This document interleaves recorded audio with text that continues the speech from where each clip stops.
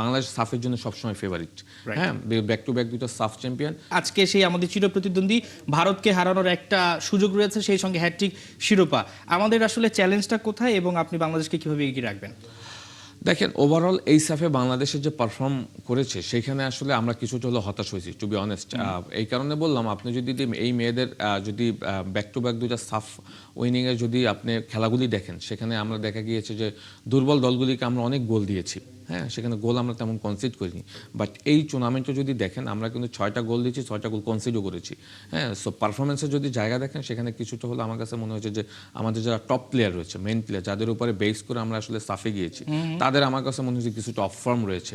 যদিও last match নেপালের সাথে ঋতুপর্ণারা ভালো করেছে, বাট তাদের যে বেস্ট পারফরমেন্স এখানে এখনো অ্যাবসেন্স আছে। সো ইন্ডিয়া, যদি আপনি গ্রুপ স্টেজে ম্যাচটা দেখেন, যেটা আমরা 3 গোল কনসিড করেছিলাম, ওই ম্যাচটাতে কিন্তু বাংলাদেশ তেমন কিছুই করে দেখাতে পারেনি।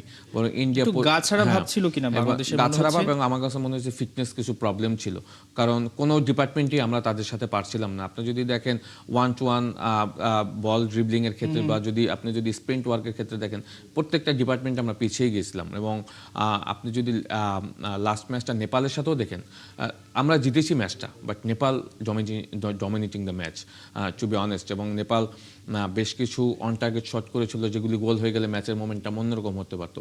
বাট যেটা হয় যে বাংলাদেশ সাফের জন্য সবসময় ফেভারিট। হ্যাঁ, ব্যাক টু ব্যাক দুটো সাফ চ্যাম্পিয়ন, এবং যেহেতু তারা ফাইনালে গিয়েছে, আজকে যেটা হয় যে ফাইনাল ম্যাচে আসলে এককভাবে কেউ ফেভারিট থাকে না, যদিও হোস্ট ইন্ডিয়া। তারপর আমি বলবো যে বাংলাদেশ যেহেতু থ্রু করে ফেলেছে ফাইনালে, ম্যাচটা কিন্তু খুব কঠিন হবে।